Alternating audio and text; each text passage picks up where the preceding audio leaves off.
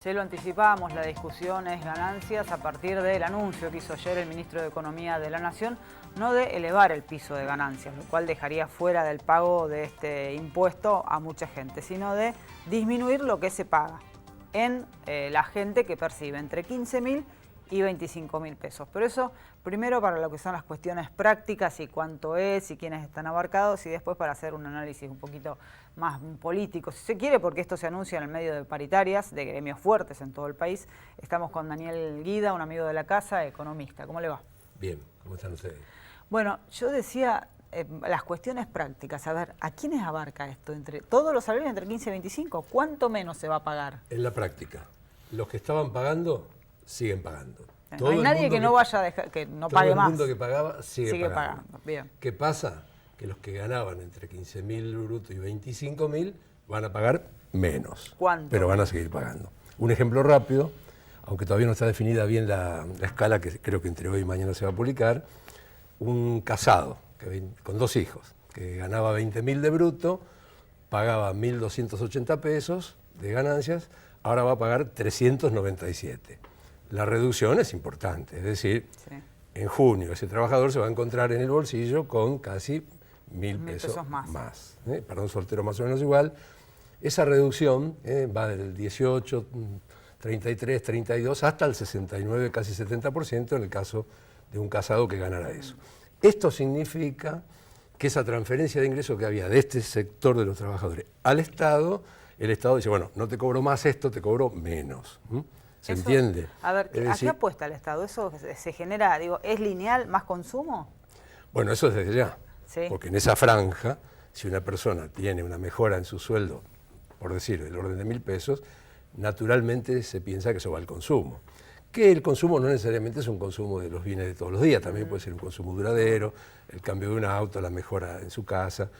Sustancialmente va destinado al consumo, con lo cual, en general, el sector empresario, en ese aspecto, lo debería ver con alguna naturalidad y mejora, porque es una masa de dinero que va al consumo. Por otro lado, obviamente... Es una señal política, digo, esto, ¿no? Digo, bueno, hay discusiones paritarias, está lo de la UOM, que además ahora salió conciliación obligatoria, este es el otro camioneros, que está pidiendo 33% de aumento, digo, hay mucho premio de peso. Este es el otro aspecto, digamos. Esto no hace a la modificación sustancial del impuesto a las ganancias, que es uno de los grandes temas que se viene discutiendo en la Argentina, y es probable que uno pueda darle a esto las características de una especie de retoque o de mejora para determinados sectores de los trabajadores que pagan, digamos, que cobran entre 25 y 15 y 25.000. Ahora, no es menos cierto que todas las decisiones que toma un gobierno en general son políticas, digamos, ¿no es cierto? Es inevitable, ¿no? Para eso es la conducción política del Estado. ¿Cómo se interpreta eso? Allí me parece bueno lo que usted dice, es decir, en algunos casos hay gente que está interpretando esto como una especie de maniobra o de gancho para evitar presión sobre las paritarias, otros les parece que podría alcanzar mejorando un poco los pisos. En realidad lo bueno y cierto es que hay una manera de incrementar el ingreso de ese sector sosteniendo o intentando sostener el nivel de consumo y el nivel de ocupación, ¿no? Yo lo miro desde la perspectiva macroeconómica, Claro, en seguro. ese sentido es positivo. ¿Cuánto dinero menos implica para las arcas del Estado esta reducción en lo que se pagaba de Muy, ganancias? muy buena pregunta. Se está estimando del orden de los 6.000 a 6.500 millones de pesos que el Estado va a dejar de percibir. Es decir... No es poca plata. No es poca plata, no es poca plata. Es decir, que estos 6.000, digamos 6.000 millones, vamos a esperar las cifras oficiales, esto va destinado... Anuales, por supuesto anual. El Estado está recaudando más o menos 70.000, estaba estimando 70.000 millones para todo el año. Con lo cual, como va a renta general y se coparticipa, esto significa pago de asignación universal por hijo, procrear, los programas de estudio para los jóvenes. Es decir, hay políticas sociales que se sostienen, no solo de esto, sino de rentas generales. Seguro. La pregunta que me hacía hoy un colega es, bueno, bajando esto, ¿se perjudicarán las políticas sociales? Me da la sensación que el gobierno no va en esa dirección, ¿no es cierto? No, va a tener que hacer en sus cuentas reformular las cosas para que esto no ocurra. Pero claro, porque, es cierto que es mucha plata, son 6.000 millones menos, ¿no? No se pueden cuestionar las políticas sociales de lo que ha sido asignación universal por hijo. En general, casi todos los partidos rescatan estas cosas. El problema es otro, o la pregunta sería otra. ¿Un sueldo de entre 15 y 25 mil pesos es el sueldo de un rico? No, no, absolutamente. Eso es otra discusión, Florencia, y me parece buena, ¿no? Ojalá tuviéramos todo el tiempo del mundo para aclararlo aquí. Porque digo, un sueldo de 15 o 25 mil pesos no necesita asistencia social. Depende. ¿Querés que te cuente? Mirá, un sueldo de esa naturaleza en un casado con más de 2 hijos, con hijos adolescentes a la universidad, ¿cómo hace para mandarlo a la universidad? No es fácil, ¿eh? ¿Cómo lo atiende? ¿Cómo atiende un consumo, un confort mínimo? De manera que planes sociales destinados a ese sector también son positivos, ¿eh? Estamos confundidos los argentinos, y perdónenme, la audiencia creo que me conoce. Cuando uno habla de planes sociales, no habla solamente del peor peldaño de la sociedad o el más bajo en el sentido una asistencia económico. social, un plan social es la Estamos universidad hablando gratuita un procrear, ¿no? un Pero procrear. para ir a la universidad hay que comprar libros, por hay que tener ropa. por supuesto. Un chico que tiene que estudiar tiene que estar vestido, tiene el pasaje, tiene su comida fuera de la casa. Es decir, cuidado, cuando hablamos de planes sociales tenemos que pensar que abarca en general el conjunto de la sociedad argentina. Por supuesto, tiene mayor efecto en aquellos sectores más humildes que más lo necesitan, pero no deja de beneficiar muchísimo a sectores de la clase media, la llamada clase media, o el primer escalón ese, que ha salido de una clase muy baja, con muchas dificultades económicas, e ingresa a una clase media.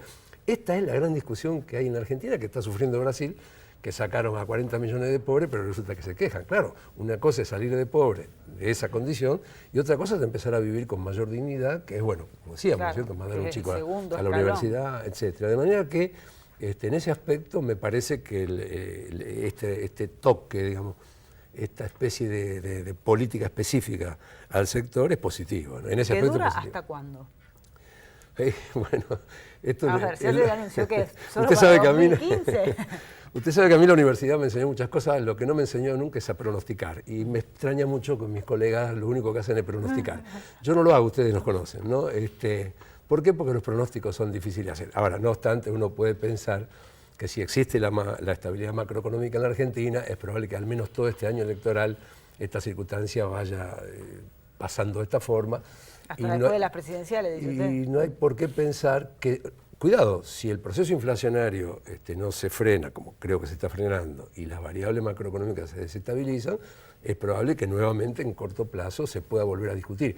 Lo que no sé si el gobierno lo va a discutir o lo va a tomar en cuenta, porque esto es estrictamente de política. Sí, ¿no? en todo caso lo que falta es la discusión de fondo, y esto que yo planteaba con la pregunta, si un sueldo de entre 15 y 25 mil pesos tiene que pagar ganancias, o en algún momento habrá que plantear los sueldos de cuánto hacia arriba tienen que pagar ganancias. Debería llamarse así, el impuesto debería llamarse ahora, en la actualidad, impuesto a los altos ingresos, que es diferente a pensar sencillamente un impuesto al trabajo, que es lo que dice usted. Claro.